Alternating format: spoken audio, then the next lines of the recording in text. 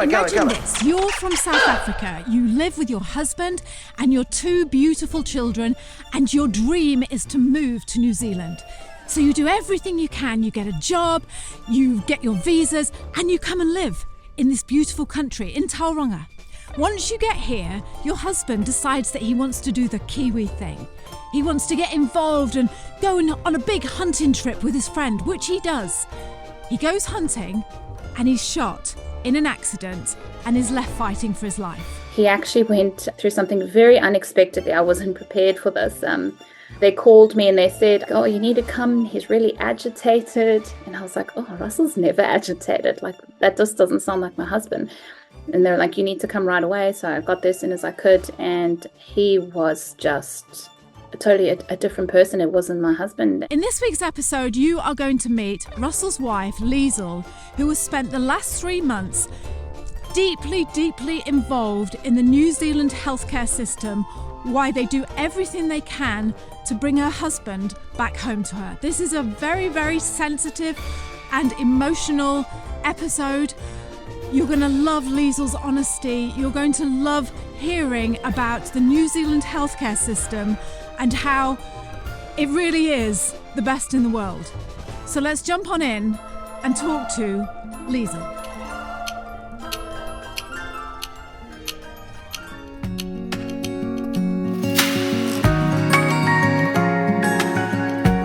Liezl, welcome. So welcome to the podcast this morning. I'm thrilled to have you with me. Oh, thanks so much for taking the time, Liz, to just chat with me. And I'm so excited to be here. I just said when we just came on Zoom then, you're so used to seeing you chatting online and on Slack and not seeing someone in real life. So to actually see your lovely face, it's just, oh, there she is. There is she. That's what she looks like. So yeah, just fantastic to have you with me. We have got so much to cover today, namely how your world was turned upside down on the 3rd of August, 2024. But before we get to the 3rd of August and you tell us all about your story, I just want to rewind and have you tell us briefly, because we've got a lot to cover, but tell us who you are, where you came from on the other side of the world, and why you are in New Zealand. All right. So my name's Liezl and I'm married to Russell. We've got 2 lovely children, Caleb, who's recently turned 7, and Taya, who's recently turned 5. Originally from South Africa, but we were quite fortunate that we've been living abroad in the Middle East for just over 14 years. So in Abu Dhabi for 12 years and then Saudi Arabia for about 2.5 years before we decided to come to the wonderful New Zealand. And yes, and that is a whole new podcast. You know, I'm desperate to talk to you about why you chose New Zealand and all the rest of it. But let's just say for now that you came to New Zealand and you're happy. You're living in New Zealand and you're happy. And we're so welcome. We're so happy to have you with us. Now, can you take us to, you moved to Tauranga, didn't you? You moved to Tauranga, yes. And you are working as a teacher. Is that correct? That's correct. Yes, an early childhood teacher. Okay. And your kids are at school, I take it? Yes, they are. Yeah. And what does Russell do for a job? So Russell works for the Tauranga City Council. If you come and visit us down here, if you visit any of the public toilets or community centres, they're all managed and run by him. So he just oversees a lot of the assets for the council. Yeah, loves his job. Fantastic. So you're here, you're living in New Zealand with your family, you are happy, you've both got jobs, life is good. And now let's go to the 3rd of August and let's hear your story. Yeah, so the 3rd of August was a Saturday. So Russell had left on the Friday, the 2nd of August, to go on a hunting trip with a very close friend. They headed down just past Taupo to Tongariro National Park. They spent one night over there and then headed out early hours in the morning. Now, I must say, we're not very familiar with hunting. This was his first hunting trip and he had been prepping for ages, probably months in his mind for this trip. So really excited about it. And they were out in the morning and they were headed back after to go for some lunch. And just as they were heading back to camp, they had heard some noise in the bush. And then all of a sudden, they heard a sound. Wasn't, according to Russell, wasn't aware of what the sound was. But his friend then said to him, "You've been shot. You've been shot." So Russell hadn't actually realized that he had been shot. So the bullet entered him just here on his forearm. Once it came through his forearm and hit his ulnar bone, it split into two. So pretty much blew out the whole bottom of his forearm, and then the two shrapnels entered into his abdomen. According to Russell, he didn't realize that he had been shot at that moment. I think his body just went into complete shock. He said he just fell to the ground. The guy came running, which was very fortunate because he was able to aid in looking after Russell and to stop the bleeding or prevent as much blood loss. The guy who was with Russell, or the guy who had shot Russell? The guy that had shot Russell. Right. Yeah, so that was very fortunate. And then his friend managed to, tie up his arm to try and prevent as much blood loss from his arm. They were compressing on his abdomen. Thankfully, Russell's friend was really geared up and had a satellite phone with him that he was able to call for help. So they called 111, and a chopper was dispatched from Waikato Hospital. That took around an hour to get the chopper to them. And then it took an hour and a half to stabilize Russell on the ground. And then he was lifted up by a winch into the chopper. So that's where they put them on a stretcher and they lift them up to the chopper. And then it took about an hour to get to Waikato Hospital. Yeah. Okay. Can I just pause you there a minute? Sure. First of all, I just have to say thank you so, so much for doing this. Thank you so much for telling this story. So he'd never been hunting before, is that right? That's right. And I get that. You come to New Zealand, it's a big hunting and fishing. You live in the dream, aren't you? You're going out Yes. and the thing and you live in the dream. So he left you and the kids at home. He goes with his friend down to the South Island on his very first hunting trip. And he's in this thick bush and he hears a noise and he has actually been shot. Is that right? That's right. So the location's not on the South Island, so just past Taupo. Oh, I'm sorry. Sorry, right. No Okay. worries. No worries. So about a 2.5 hour drive from Tauranga. Got you. Right. It's right next to Mount Ruapehu. Right. Like you can see the mount in the background there. So right. Right. I've got you.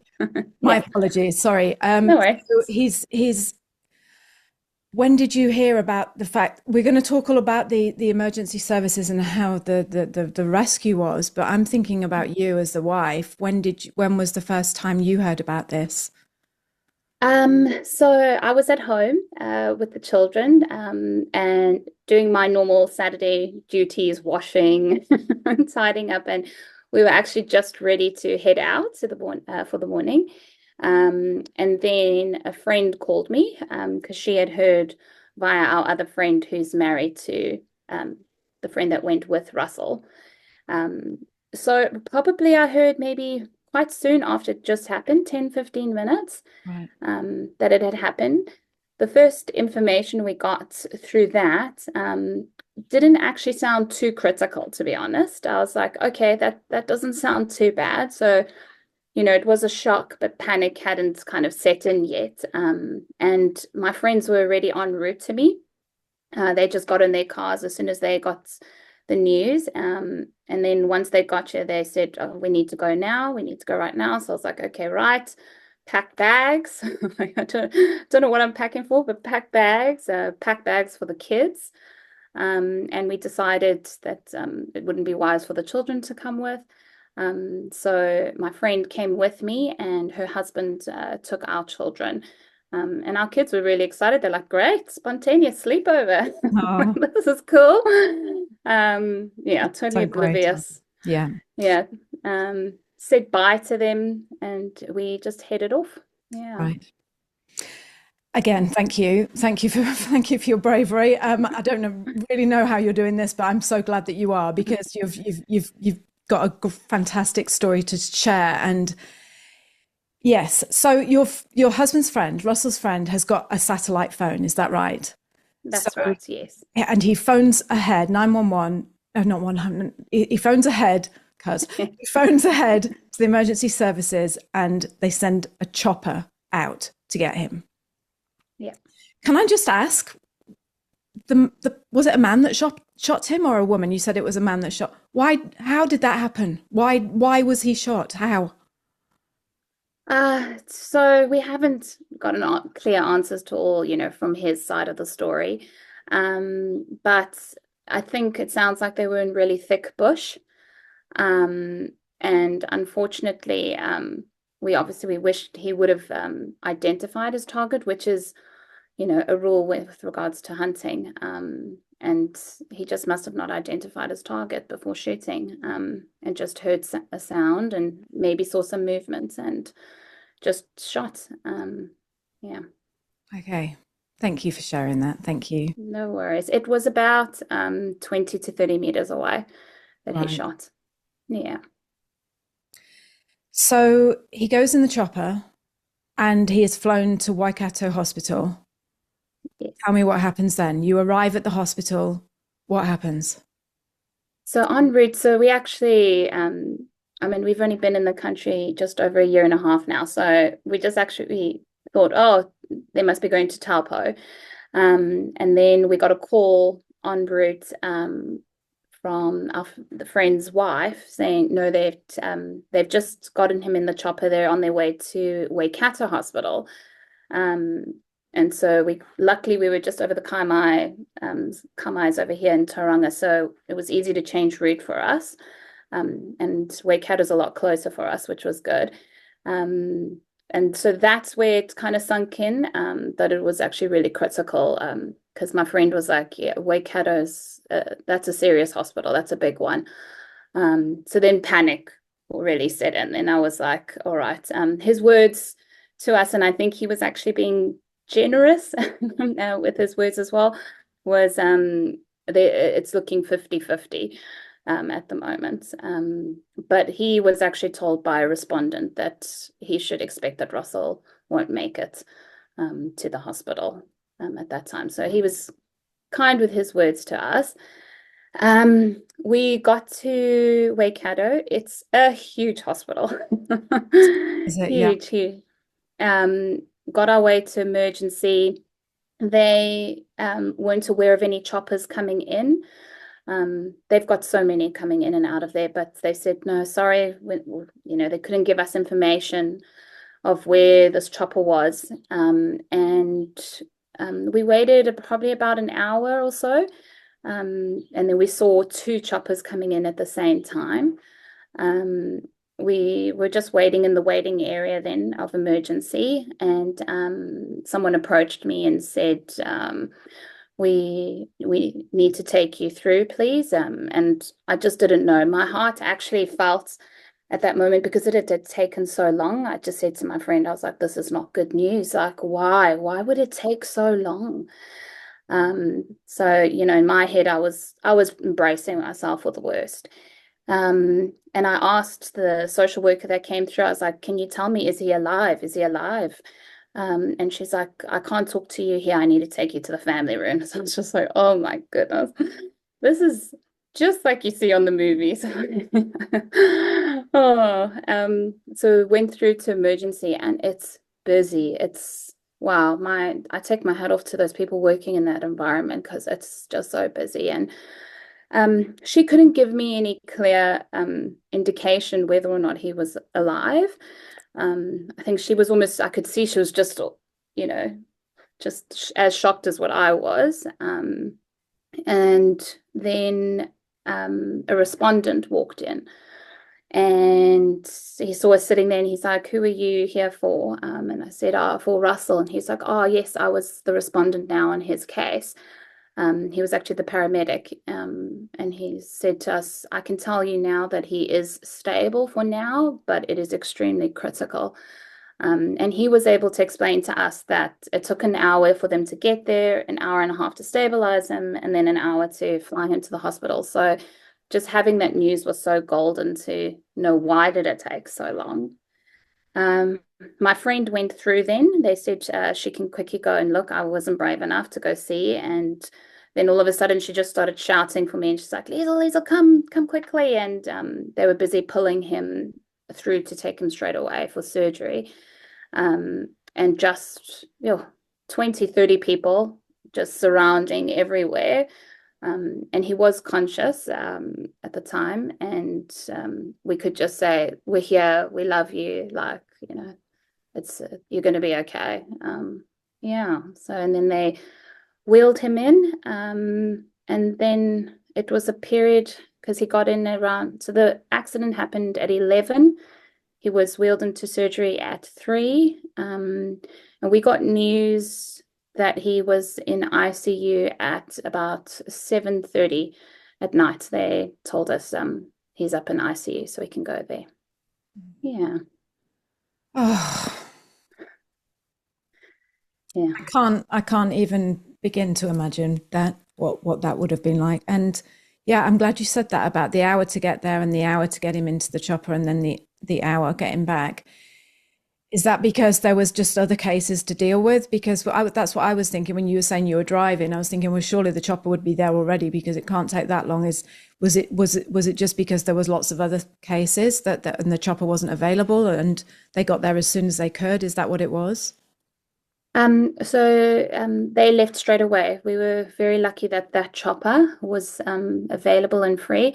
It just took their journey from Hamilton down to Tongariro was an hour-long flight for them. Right. And then they're not, I think, I could be wrong, but I don't think they're allowed to fly with patients unless they are 100% stable. And so they really took time to make sure that he was stable enough Yeah. to bring him. Yeah. Yeah. Those people who turn up at this. And Oh, I don't know how they do it. no, me neither. And Yeah. so you're in this massive, big, busy hospital. You haven't got a clue what's going on. You're picking out bits of information that people are giving you. You are in a foreign country. You've only been here not even, 18 months. You must have been, your kids are away. You must have been terrified. You must have been terrified. And so what happened then? Where did you go and sit and wait, and who came to you, and what sort of, did you feel alone, or did you feel like, were people constantly keeping you in touch, or did you just sit there in a room on your own? How was that? Yeah. So I was really fortunate. So my friend that came with me is actually our pastor from church as well. We're really close friends. And what happened as soon as we had just seen him in the emergency department, other friends also from our church arrived at the same time. They happened to be in Hamilton, and they came and they gave us the option of staying in the family room, and I just was like, I just can't. Like, it's, because there's so many other emergencies going past, and I just need quiet Yeah. to digest all of this. So we actually went to the chapel. It was Oh. the quietest space, and I just sat there and I just prayed and just took it all in. And to be honest, as time went by, I felt more at peace with it all. I felt, we would have heard if, he hadn't made it. I felt in my heart that it was just kind of repair work, mostly. So it was okay. It was fantastic having friends there. I totally just stepped away from my phone. I said, because straight away as people hear the news, they're messaging and everything. And I just asked my friend, I said, please just take control of my life right now, which she so kindly did. And yeah, it was okay. It was great having people there. Our friends that arrived that were in Hamilton as well, the husband is a policeman, and we all decided then, because we were really worried about Russell's friend that had just pretty much saved him, and that was something the respondent said to me as well, was you're very lucky that Russell's friend was with him because he definitely saved his life. But we were very conscious of him having to pack up everything and go to the police station and give a statement and the state he was in. So our friend who's a policeman said, they would never let someone deal with this alone. So he went to his mum, who then drove all the way down to Taupo to go and make sure that he was okay and bring him back safely to Tauranga. Yeah, so a long time of waiting, and then we got the call to say he's up in ICU. And Russell and I had just finished watching the whole of Grey's Anatomy. Oh. So I felt like quite prepared for what we were going to walk into. And his bed was directly as soon as you walk into ICU. And to be honest, he looked so peaceful, so calm, on a ventilator, which is probably the most daunting thing to see, the machines, the ventilator. Couldn't see anything because they had put special heating blankets over him because he was experiencing hypothermia due to all the blood loss, as well as being in the coldest part of the North Island. So his body temperature, I think, was 32 degrees when I saw him for the first time. Yeah, and then that was our first encounter with some doctors, and it was the team from the ICU. And just so incredible, just so humble and kind with how they handled the situation. They took us into another family room and just explained then exactly what his injuries were, that obviously his arm was in serious condition, and that there was a very strong possibility of it being amputated. But at the moment, the arm wasn't life-threatening. But internally, his liver had shrapnel that they managed to remove. So they had to remove part of the liver. And then it kind of went across the abdomen, where it made a few lacerations on his stomach as well as his spleen. So that's all the way across the other side. Fractured a rib. That was also then, those pieces went into his liver. And so they managed to, in the first surgery, fix all that they could see. And it was now a matter of just waiting and seeing how he gets on. Right. Yeah. Before we go any further, can I just ask, have you been a family that have had much to do with hospitals? And because some families, like their kids are always breaking their bones and they're always up and down in the hospital and things like that, aren't they? And are you familiar with hospitals? No, to be honest, we've been very fortunate. Living abroad, the only times we were really in the medical system was when having babies ourselves. Yeah. Yeah. And the reason I ask that is because I can picture you, like I say, in a foreign country. It's not a foreign country because you live here, but you know what I mean. You're not familiar with the hospitals and the healthcare system because you've never, thankfully, had to deal with any of that before. And I'm picturing you now just feeling, and I know you've got your friends around you and your church friends, and you obviously feel very supported, which I'm so happy about. But on a medical, like what's the word, information, were you getting, like, were they keeping you informed? Because I know that would just be, I'd just be wanting to ask all the time, what now, what's next, how long, like, what's the chances, like, were they keeping you informed? Did you feel informed?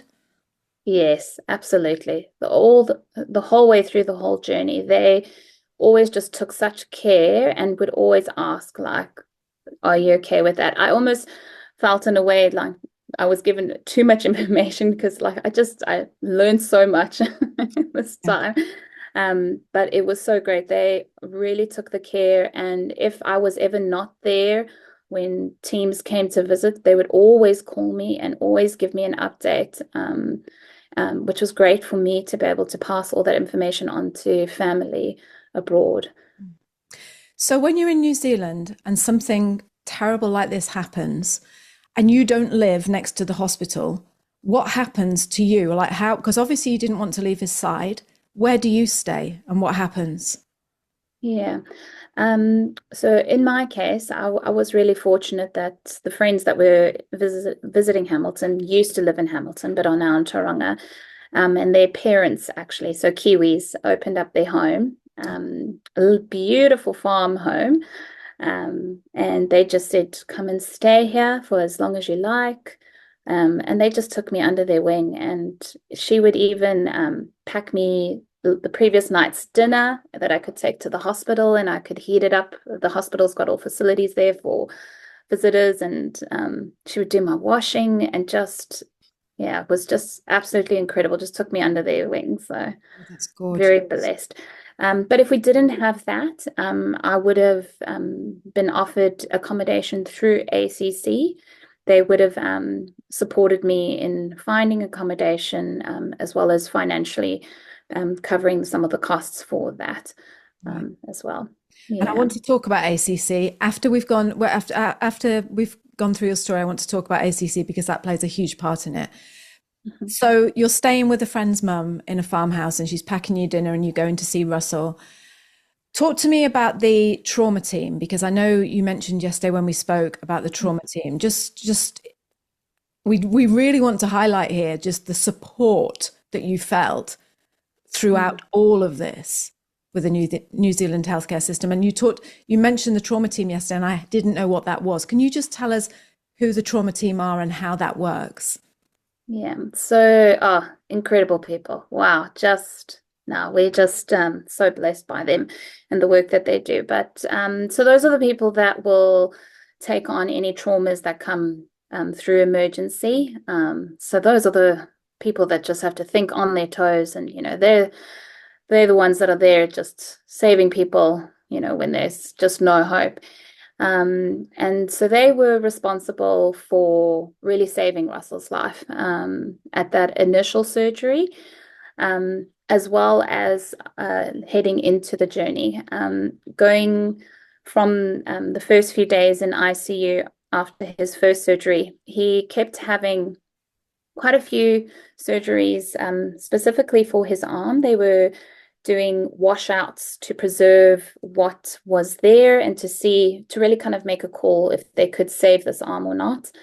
And then was day 5 or day 6, Russell started experiencing complications again with his abdomen, where his liver was leaking bile.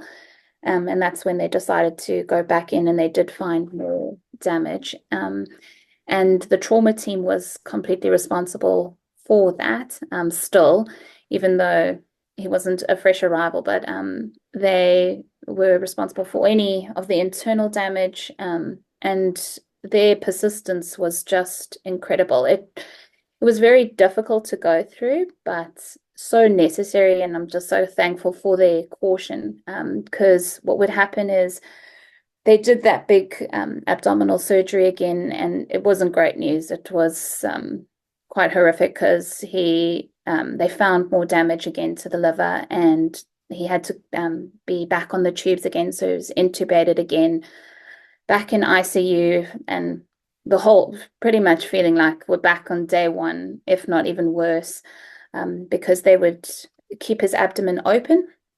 So his abdomen was fully open, and what they would do is they would take him back within 48 hours to go check it again.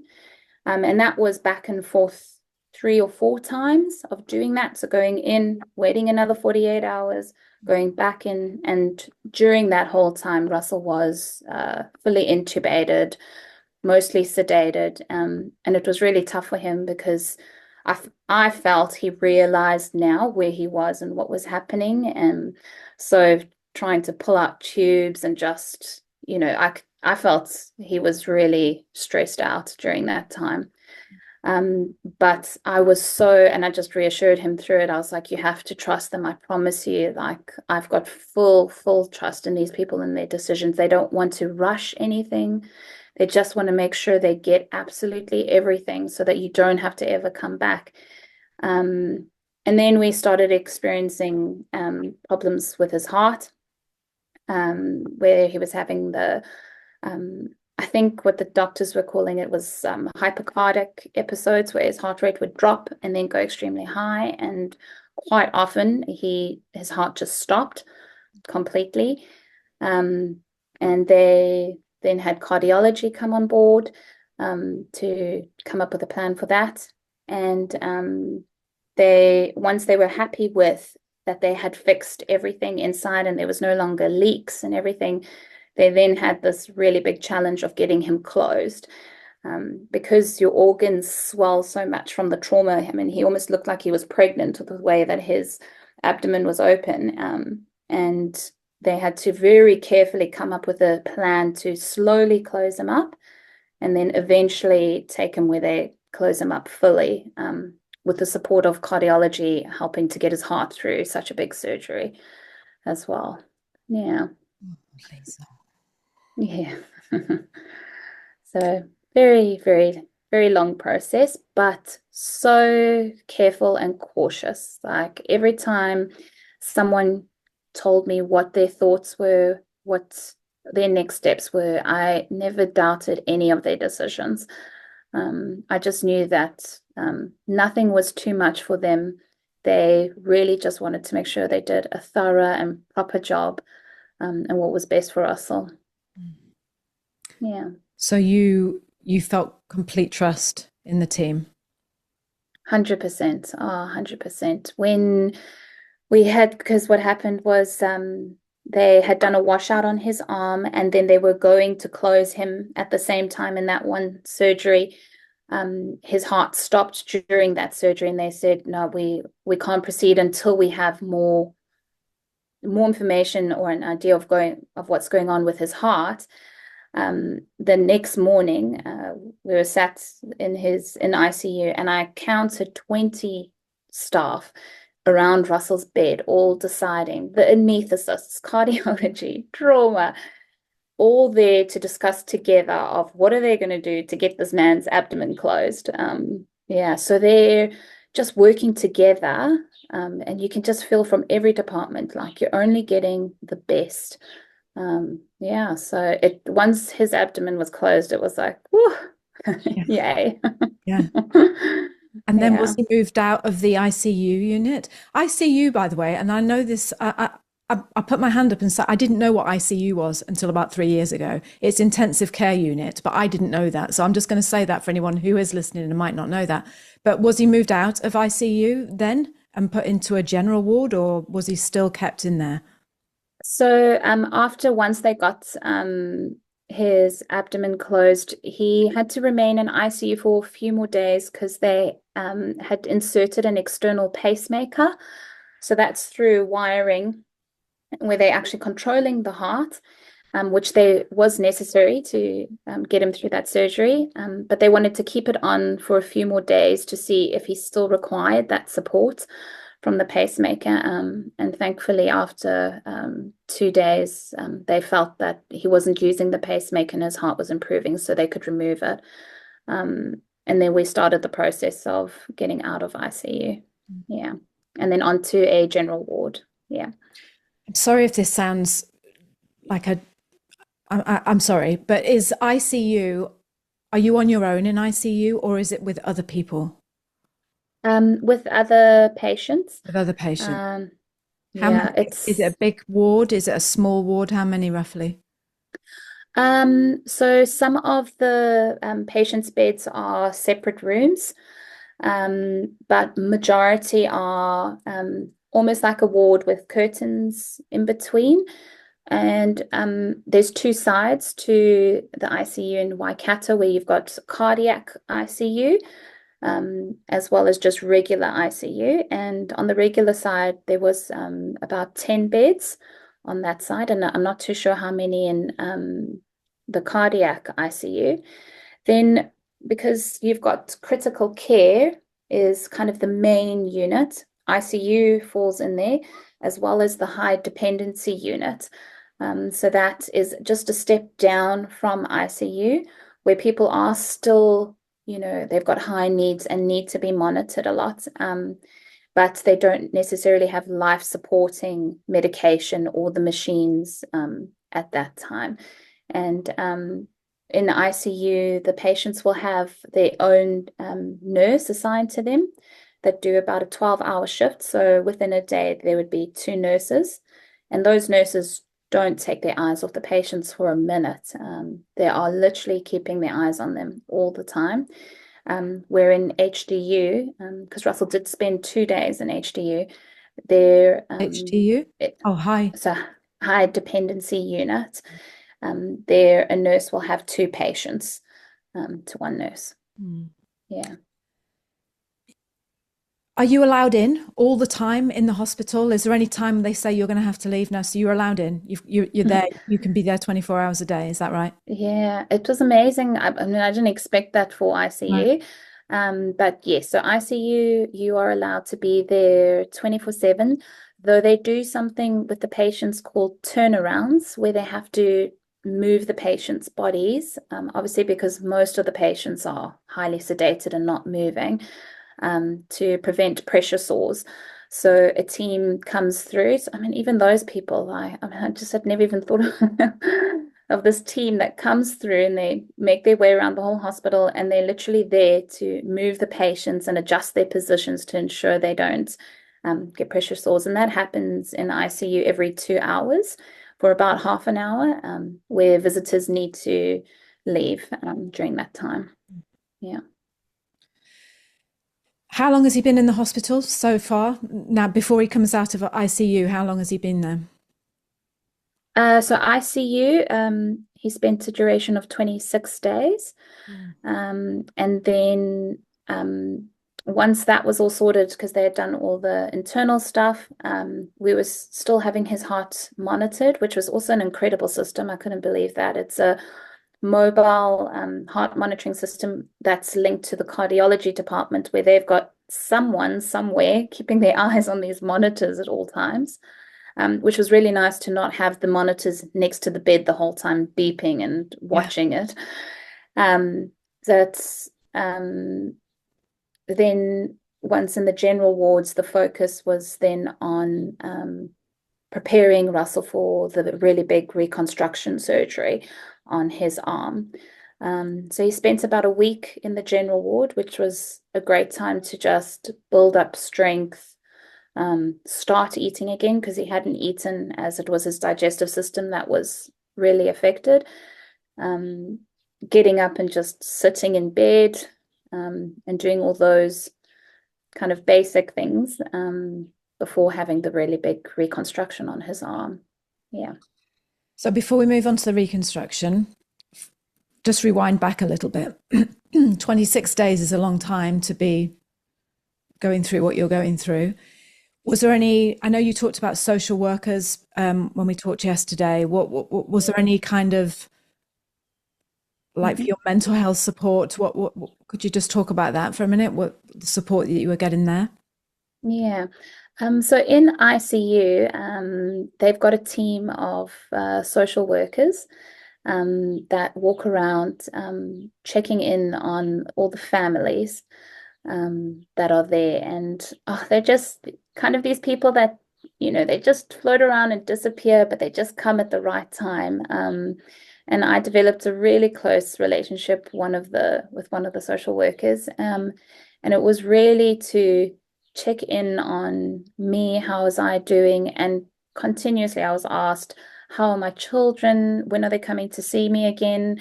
Have I got accommodation? Am I eating? Have I got food? Really, like, those questions of diving deep, just to say, like, are you okay? How are you getting on with this? And she would even call me if she hadn't seen me, just because she missed me. Sometimes she would call me and just say, I'm just checking in, how are you doing? Or when Russell had his cardiac episodes and they had to call the emergency, she was aware that had happened and called and said, I heard that this has happened.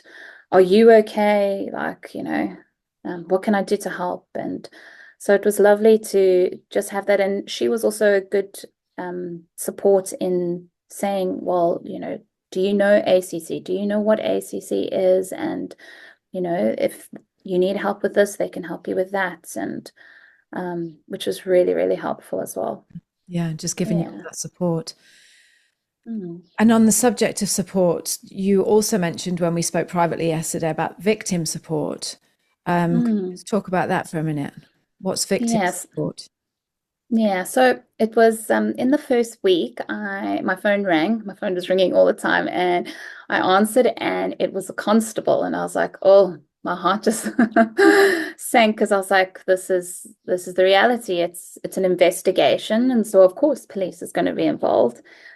And he was just so kind and just so gracious. He's like, Liz, I'm just letting you know we've received your details. We're so sorry for what's happened, but we just want you to be prepared that someone from our victim support department will be in contact with you, as well as with Russell, as well as with Russell's friend who was there, because we just want to make sure that you're all okay.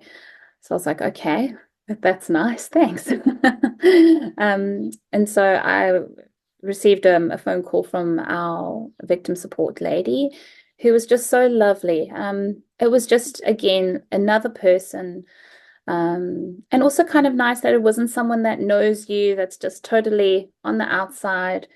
And I could just talk through, and often she would call on surgery days, when she knows I would have a lot of time, and just to check in and send through some resources, and I did read them in my spare time of what can you do to cope with anxiety and worry and stress. And yeah, I was just blown away. I said to my family, like, this is coming through the police, like, and they're actually worried about how are we going to integrate back into the community after going through such a trauma. I feel like it's real almost preventative measures to make sure that, we can go on as, good citizens, good people in the community. Yeah. Yeah, so I was very shocked by that. And do you know what? Yeah. While I'm hearing this, I'm just hearing so much support. I'm hearing it's coming at you in all directions, which just, I know every Kiwi listening to this will just be crying their eyes out thinking, thank God, that you had all this and just that you're in this country getting this support. Was there any time at all that you just thought, because I again, selfishly, this is what I'm thinking, I would probably think, I want to go back home. I want to go back to South Africa. I want to go back to my mum and dad. I want to go back. Is there any time at all? I mean, I haven't asked you, I'm sorry, but I haven't asked you about your parents and Russell's parents, whether they are in New Zealand or not. But would you just speak about that? Did you ever feel like, just let me out? Just I want to go. To be honest, I think because it was so serious and so critical, and we just kind of knew we were really, really lucky to be in the position that we were in, with having him still alive and that he actually had made it, that honestly, through the whole journey, I was just so grateful. And it actually has really made me just love the country even more. And I think it was probably the opposite. I'd be like, I don't want to go anywhere else. If there's a team I want to have looking after me and my family, it's this team if I could pick them. So honestly, I was just the whole time just so grateful for where we were at. Yeah. That's great. Thank you. Thank you for Yeah. sharing that. So, Yeah. and your parents, did you have your parents? So no one could come over, and everyone had said, they'll come over. To be honest, when you have visitors come, they've never been to the country themselves, so it would also be just such a shock. So I felt so supported with our community that I was like, we're all good for Yeah. now. And something I can actually share as well, which comes from ICU, which really helped them at home. So I think this is quite unique. I don't know if other countries do this, but so when they're in ICU, the nurses create a patient's diary. And this was really special. I can show you. It will have a photo of Russell in ICU. But I've asked him and he said he doesn't mind. But this was in the beginning. But what was really special about this is that the nurses they set it up for me. They took the photos, they printed the photos. You know, even showing what the machines are, what does it all mean? And they would write messages about what his day was with them. You know, I can read one like this is from Ryan, a nurse. Hey, Ryan, it's Russell here, one of the nurses looking after you. I've looked after you the last couple of days. Yesterday, you kept me quite busy. Your heart stopped for a good 8 seconds upon sedating. Gave us all a big fright, but you resolved it yourself. Your lungs aren't in the best shape, so not quite ready to take the breathing tubes out just yet, but we are keeping you as comfortable as possible. And then he talks about what surgery, says your wife has been here every step of the way. I've taken some groovy photos of you, so you have some memories of your time in ICU. Best wishes, Ryan. So I would take photos of these messages and send them to the family back home. And I think it gave them such a flavor of the quality of care and the real genuine love and concern that the team has here for their patients. Yeah. So that was really, really special and been very healing for Russell as well, because he can't remember any of his time in ICU. So it really helps with that healing journey for the patients as well. Yeah. What a Yeah. fantastic thing to do. Mm. Oh, those nurses, I love them. They're like angels. They're like Yeah. angels, aren't they? That just live amongst us. And I was saying this to you yesterday, wasn't I? You go about your day and you're just doing a normal thing and you're worrying about this and you're worrying about that. And these people are doing this every single day for a job. Yeah. This is what they do every day in their life, taking care of other people. And it just blows me away. And it obviously did you as well, because you're just so very, very grateful, aren't you? You're just so Yes. very, very grateful. Yeah, they really, nothing is too much for them. Like they really just go above and beyond, and not only for the patient, but also for the families. They're just really so kind and considerate. And every night or that I walked away from Russell, you know, I just had such a sense of peace because I was like, I know he's in the best hands. Like I know that they will do absolutely everything to keep him there. So it was really just so helpful for me having them. Yeah, Yeah. yeah, absolutely. You're being so brave. You're being so brave. Thank you. Thank you, Liezl. Um, Pleasure. you know, we discussed this yesterday again about how New Zealand gets such a lot of flack about, oh, there's a massive wait list on the healthcare system and it's not good enough and there's too many this and there's too many that. And I'm so glad that I've got someone sitting in front of me that has just been through the whole process, and you have got nothing but praise for this system and these people and this country for how it's saved Russell's life, and also the support and the care and everything that it's given to you and your family. Can you just talk about the general ward? And because I know that you wanted to say about that you'd met a nurse on the general ward from South Africa, and yeah, just can you just share that story with me and what you told me yesterday? Yeah. So moving down to the general ward, it's quite a big jump, especially from being in ICU where you've got your own nurse all the time. And so it was quite an adjustment for us. And it's a busy place. Those people, they don't stop for a minute. They're up, down, everywhere. And just also an incredible team. Absolutely also ready to jump for anything that you ask. And we spoke to a South African nurse, and she'd recently moved to New Zealand.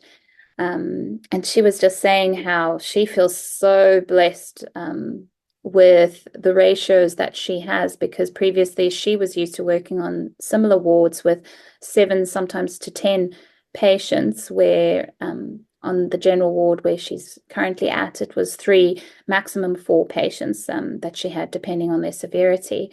So she couldn't stop raving about how she just loved working there. Yeah, no, it was really very positive. And it's just everyone that's there that you encounter, the lady that brings you your meals every day, they're just so kind. They're like, oh yes, I know he likes his milkshakes cold, so I'll go pop his milkshake in the fridge for you and you can go and get it. And I know he likes the chocolate one, so I've made sure he's got the chocolate ones today. And everyone is just so kind and so loving. Yeah, really special. So he was on the general ward waiting for surgical reconstruction, is that right? Yes, Yeah. that's right. They had started planning the reconstruction, so it was probably around day 5, after maybe the 3rd washout of his arm, that they said it's pretty much he's lost 50% of his arm, but 50% is there, and we feel that we can reconstruct it. The team that they needed to be able to do that was a combination of orthopedics to repair the bone, and then plastics did a really big part of the actual, because he was missing so much of the arm, finding pieces to put in that place. So that was incredible. His body, from around his Yeah. body. Yeah. So that surgery was, I said bye to him at 7 a.m. By the time he came out of recovery, I saw him at 7:30 p.m. So the surgery lasted between 8 to 10 hours.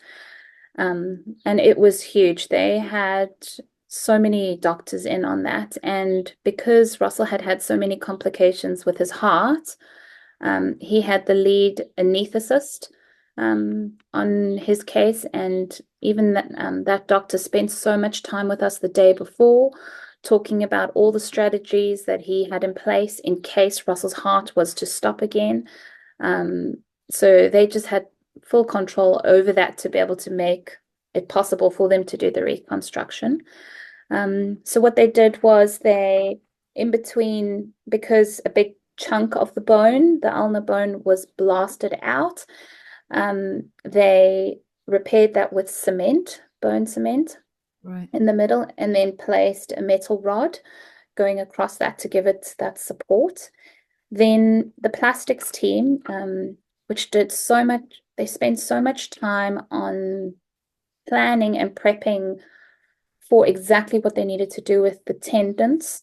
So those are basically the wires from your brain to your body parts telling them to move. And a few of them had got damaged from the bullet. So apparently we've got some spare tendons on the top of our forearm. And they basically took the ones from the top of the forearm and brought them around to here into his hand. So rewired them. And what Russell now is learning to do is to move his thumb up and down. He has to envision that he was doing that before with his wrist, because it's that tendon. So flicking his wrist forward and backwards. Yeah. Then to get this fine crunch here with the other 4 fingers, that's quite a tricky one, because that tendon before was moving up with the wrist, but now it's a downward moving those ones down. So that will take some time and is going to be just a rewiring of his brain. So the plastics team did that. They had a specialist in transfer of tendons do all of that transfer work. And then the other 2 plastic specialists, incredible people. And I mean, the amount of time they spent with me explaining all of this was just so incredible. And also their timing of the surgery, they were just so cautious of when they're doing it, because it kept getting postponed because of all the abdominal issues. Was just so amazing. So because there was the huge chunk over here that was missing, they've gone and cut Russell down his left-hand side of his lat and taken a piece so big out and transplanted that into his arm. And after the surgery, Russell was then transferred to the plastics ward. And the reason for that was those nurses are really they're geared up to look after these kind of, it's called a muscle flap.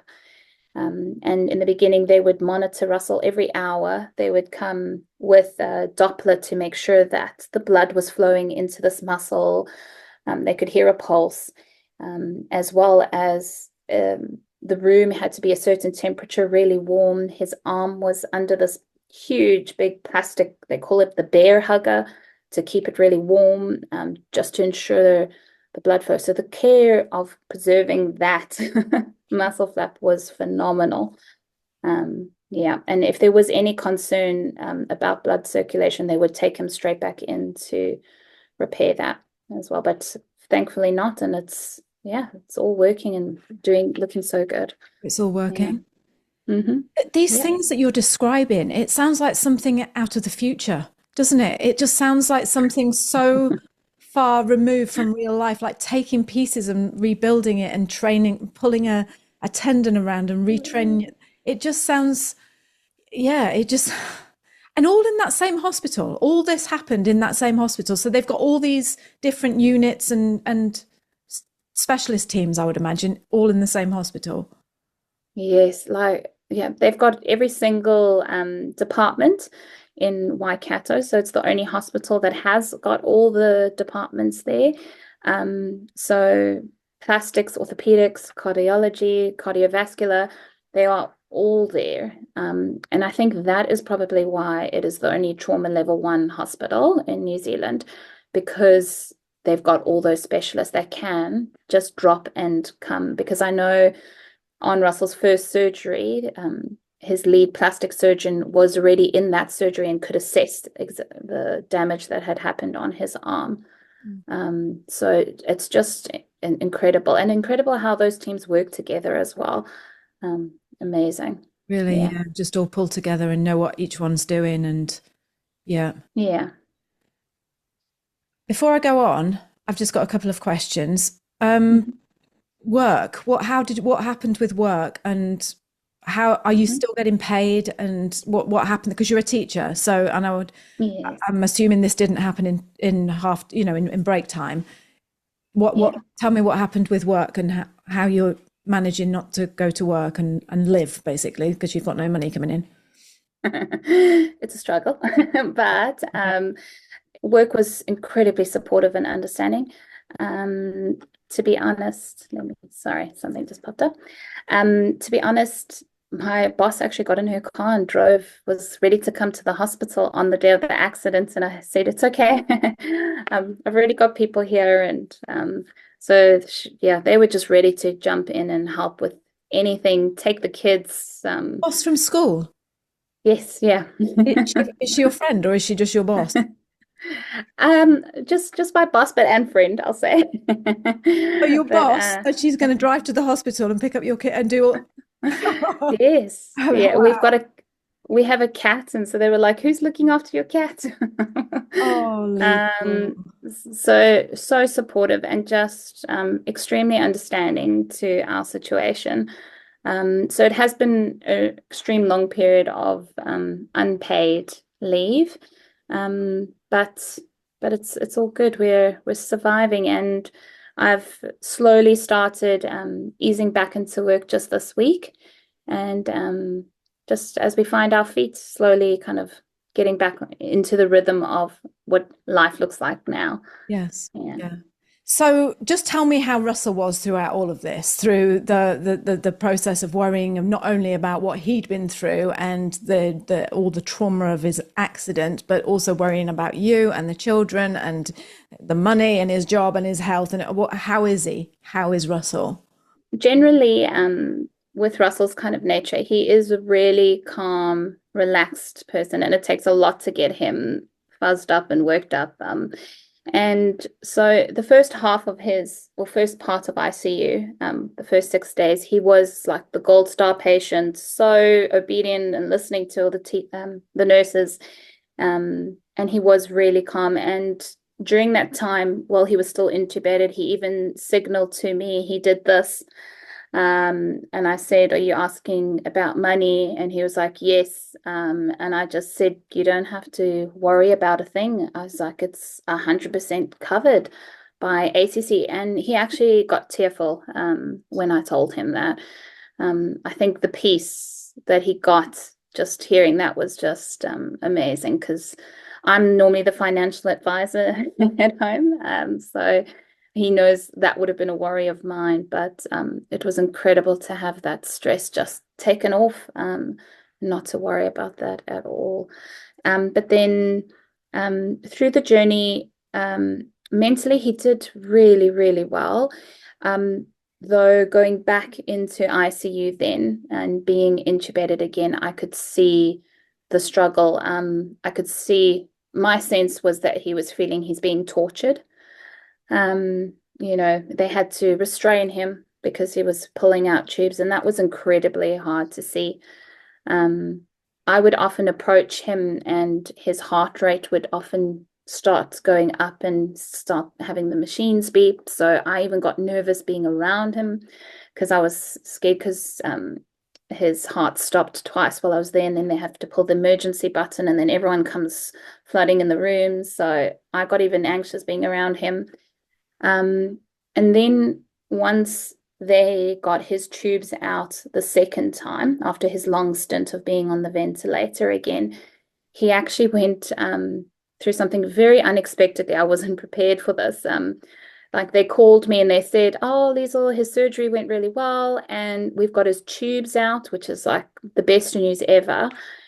Hearing that, and they're like, "Oh, you need to come, he's really agitated." And I was like, "Oh, Russell's never agitated. Like, that just doesn't sound like my husband." And they're like, "You need to come right away." So I got there as soon as I could, and he was just totally a different person. It wasn't my husband, and he was experiencing extreme delirium from being in the same environment and the medication and everything. And it was an extreme mental battle.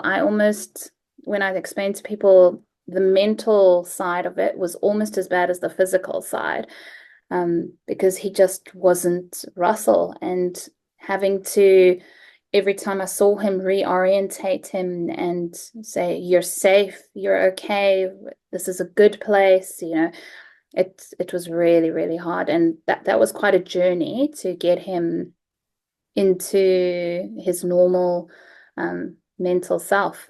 Even once he was on the general ward, he often thought he was being moved, or because he had been through so many surgeries. In total, he had gone through 13 surgeries, as well as quite a lot of procedures. I think subconsciously, your mind knows like what's going on, and you're just being moved all the time. So he just felt like he was being moved, and so an extreme big mental hurdle to get over. And I could see the doctors were just as concerned when I came in and I saw this different Russell. I could see they were just like, "Can you explain to us what's happened to your husband?"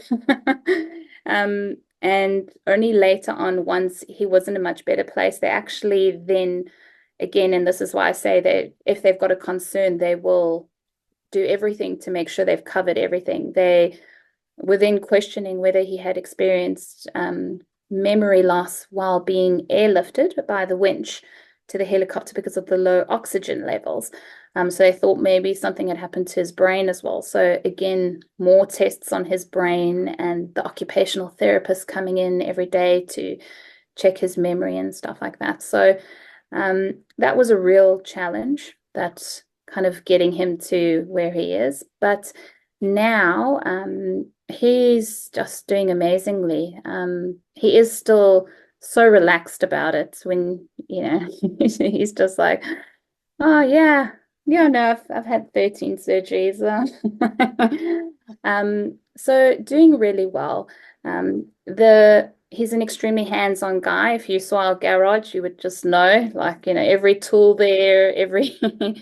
And I said that to the doctors. I was like, he is so handsy. Like, he needs his arm, as I'm sure everyone does if they're in that situation of a possible amputation. But yeah, he is just a real hands-on guy. And he does get frustrated now with the just his lack of ability at the moment in that hand. And he's just recently because it's 6 weeks post-op, he's allowed to now start trying to use his fingers and move them, and he does get frustrated by it, but Yeah. yeah, Yeah. needs to be patient. Yes. Yeah. And thankfully he's got you by his side as well. And you're very Yeah. calm. You've got a very calm voice. You're a very calm presence. So Oh, thanks. yeah. So from the time it happened to the time he was allowed home, how long was that all in all? 49 days. It was also just something else that I was also like, oh wow. As soon as he was doing really good and they were happy with the muscle flap that had taken, and that wasn't of concern, straight away without us even asking, because they were aware that we were from Tauranga. We've got two small children, like the doctors would see the children come in on the weekends, and so they were so aware of our situation, and immediately as soon as they saw the opportunity, they said, let's start looking at getting you transferred. I mean, like the tears just like started rolling when they said that. It was like, oh, we can go home.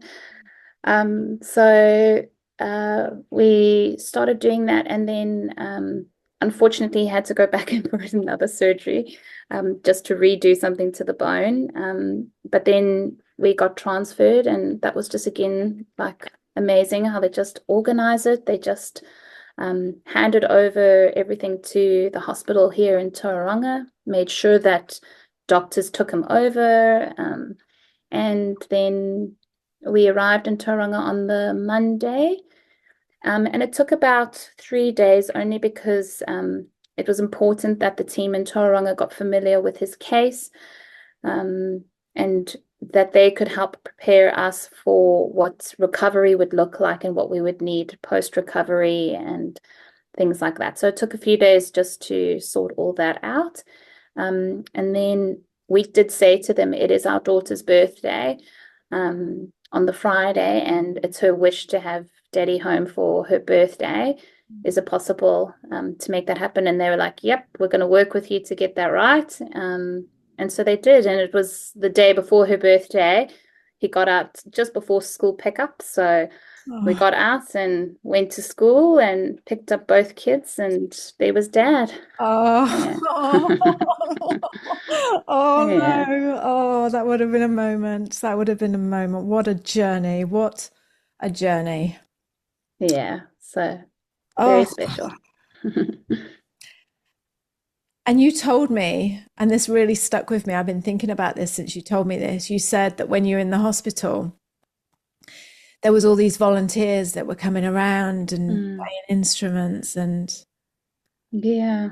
Oh, playing Just music. so just so special. And I mean, I don't have a lot of experience in hospitals in other countries. But for me, that's just that like that Kiwi love, that Kiwi kindness, and it's just people giving up their spare time just to help others. And like I don't know if they realize just how much it helps, for someone like me who was living in the hospitals, and by myself most of the time, like I would go down to the food courts, and that was even hard in itself to go there and to go get myself a meal, but to, walk out and they're literally right there as soon as the lifts open from ICU. They're there, and I've got many videos of them. Someone singing, someone playing the flute, sometimes a whole band, and just these people graciously giving up their time to put a smile on people's faces who are going through such a hard time. And that's just so incredible. And even in the general ward, we actually got a really big front page, but then when we realized what it was like, oh, that's really special, only because they were right outside Russell's window. But a full brass band of about 10 musicians in their full uniform, just so smart and proud of who they are, and just spending half an hour on their Sunday. And apparently they do that every Sunday, where they come and they just play music, and it's the whole entire ward section can hear them playing. And it's just so special. So Really special. is. That really is. And like you Yeah. say, these people you don't, if you're watching this on YouTube or Spotify, wherever you're watching this, please know we love you and we are so Yeah. grateful to you for doing this because again, you're so caught up in all that's going on and they don't know what a massive positive effect they are having on you. And you haven't got time to go over to them and say, oh, I love your music, by the way. Thank you so much. You might give them a smile or a little wave, but if I hope they know how much that means to us, to people who are Yeah. going through anything in hospital. And like you say, the nurse is always this chocolate milkshake and little things like that. It helps so much, doesn't it, Liezl? It builds and builds and builds and builds. And all of a sudden you just feel so supported and loved. And you're thinking, wow. And it's all because of these people doing Yeah. this. Yeah. Even like the receptionists, I had a lot of interaction with the receptionists at ICU. And they were also just like, like, have you got your parking sorted? And and that's the last thing on your mind.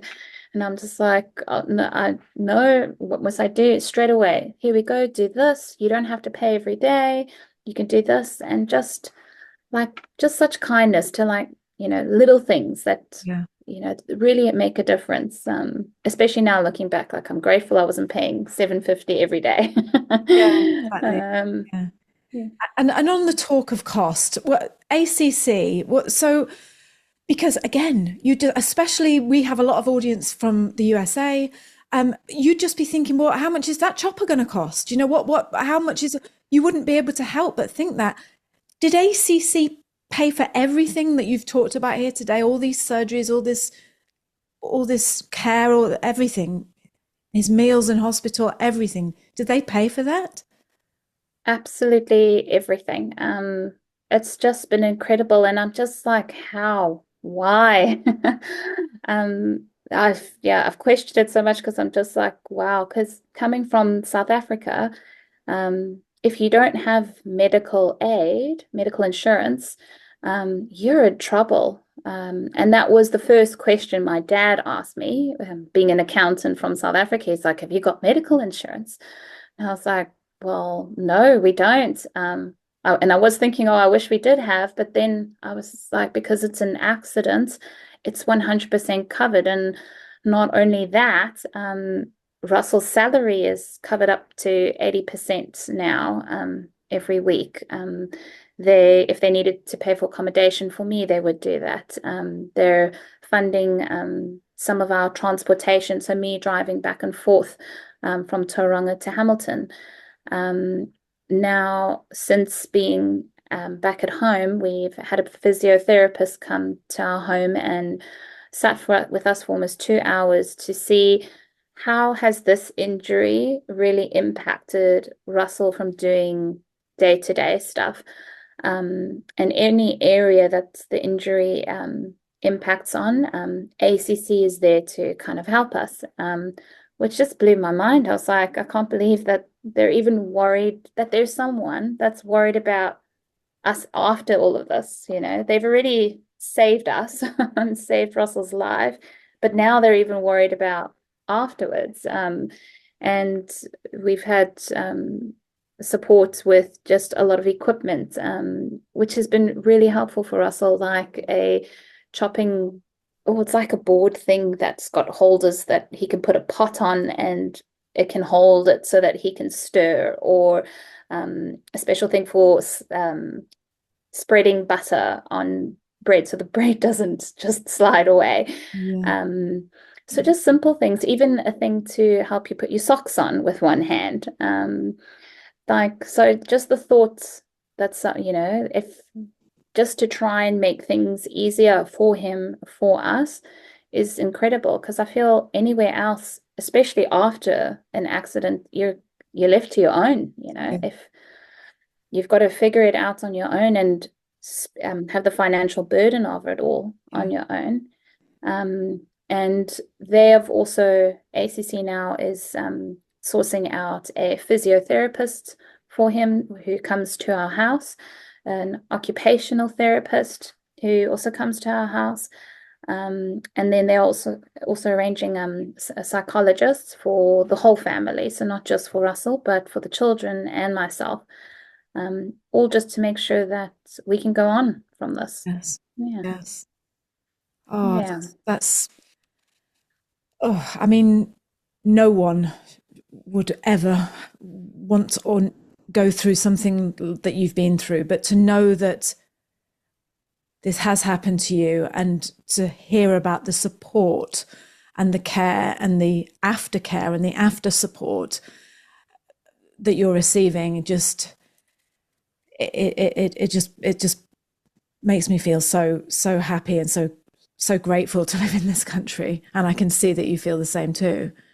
100%. Yeah. Or there's nowhere else. And we've had a lot of people joke with us that we're South Africans and we come here and Russell gets shot in New Zealand. That's okay. We'll take that one. But honestly, we're grateful that it happened in New Zealand. There's nowhere else.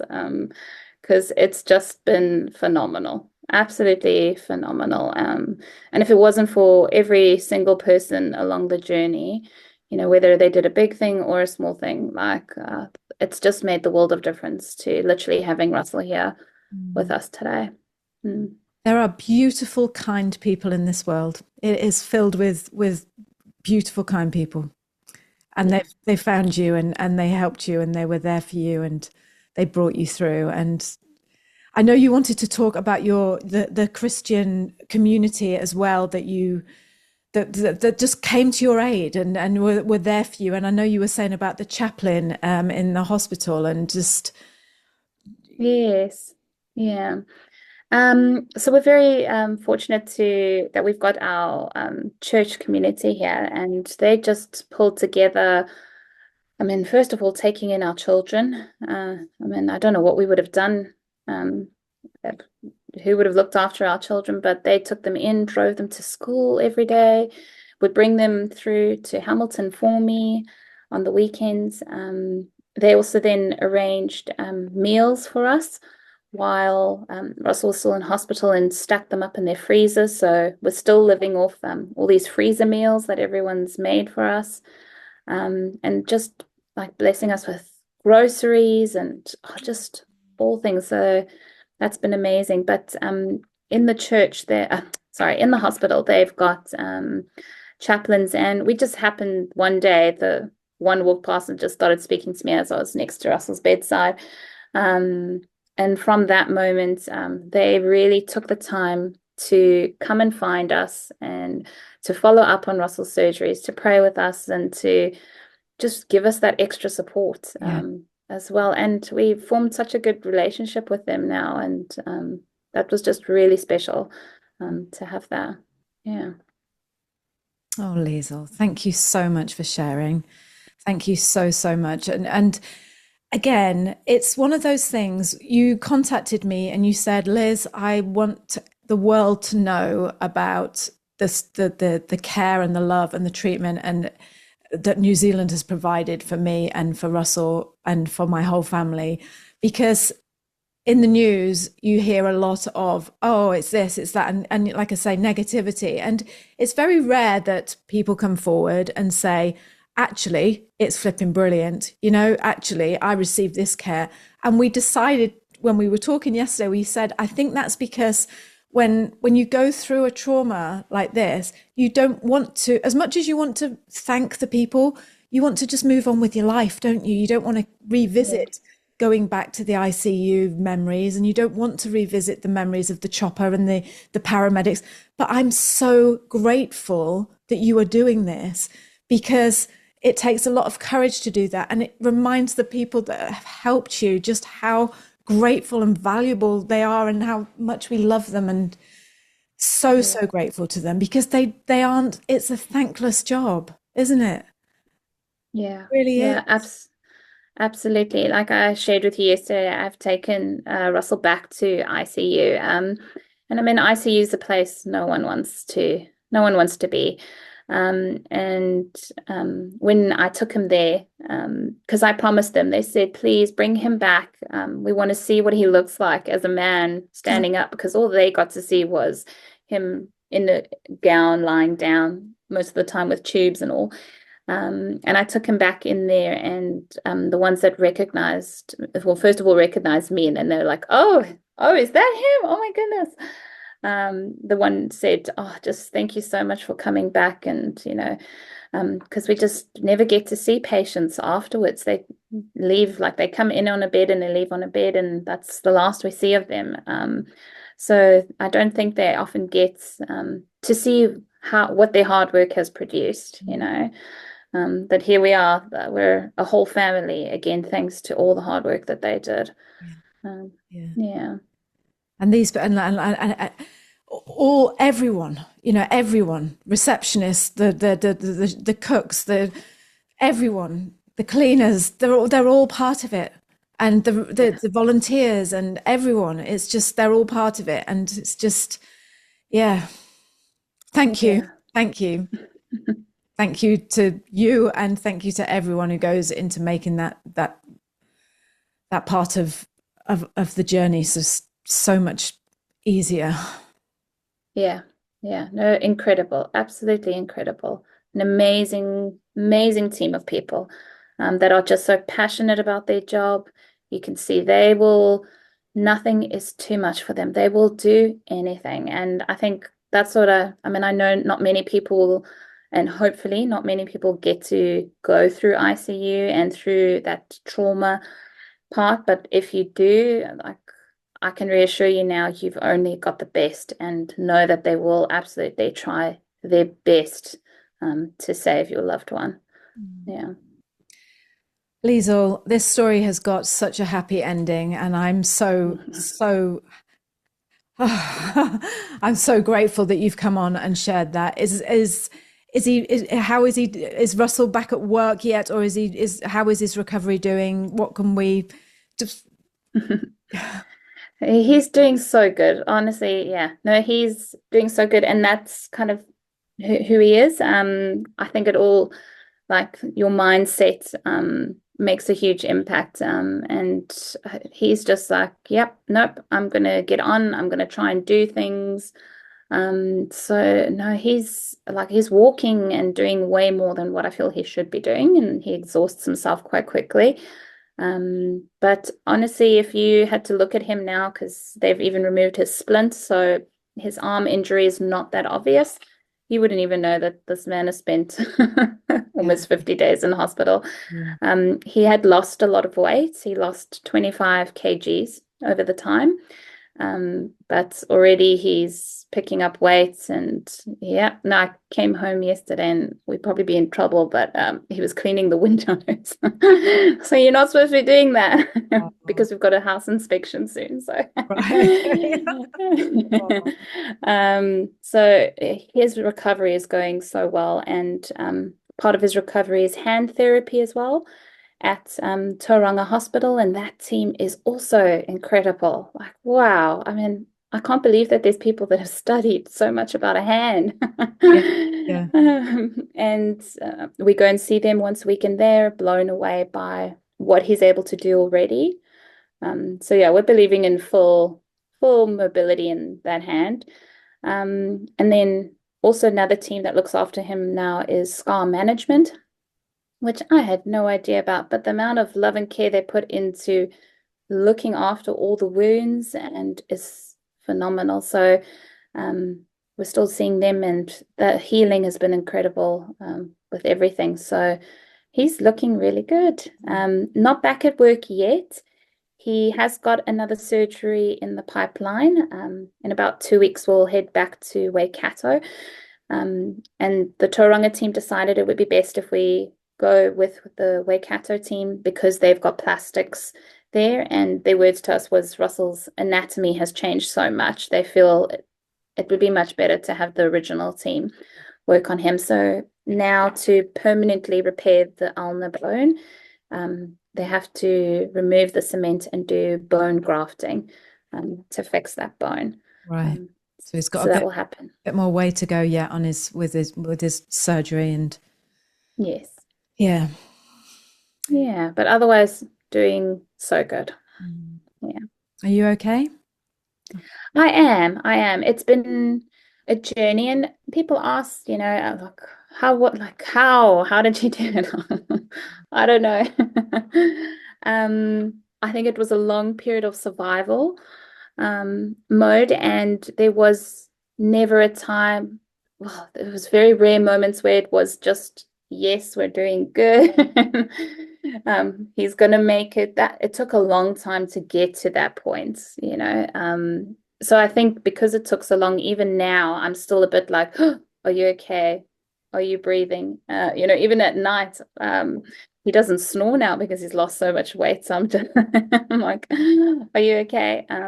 So I think for myself personally, which I'm really open about, is that I acknowledge this has been extremely traumatic. The things I witnessed and saw in ICU, just with other patients, with Russell, it's, going from normal life to that is huge. So I know I've got a journey myself to go through, but I'm really just taking it slowly. And I think I've been so blessed by our circumstances, like say with ACC, with my work being so understanding that I am in that place. I don't have to rush back. So yeah, just taking it every day as it comes. Yeah. You are an incredibly brave lady. You really are. You really are. Thank you. And I'm just so grateful to know you and to have you share this story with us. I'm here for you, Liezl. If ever you want to talk, you can always call me. Thank you. I might cry a lot when you talk to me, but I'll still talk to you. But I just please take care. Please be gentle on yourself, and just don't forget to remind yourself of the support that you brought to Russell as well, and that you saved his life too. Just being there by his bedside and being there with him and keeping all the clocks turning, and the clogs turning, and you've done you've played a huge part in all of this, and you continue to play a huge part in all of this by sharing your journey here today. So I really, really want to just give you a big, massive hug through this screen and say thank you. Thank you, Liezl. Only a pleasure. And we plan to come down to Taranaki sometime, so we will. We'll get to do that. And send that husband of yours a big kiss and tell him, maybe instead of going hunting, why doesn't he take up the trombone? Trombone's always nice, isn't it, Liezl? His one nurse said strawberry picking. Yeah. This is extreme as it can get.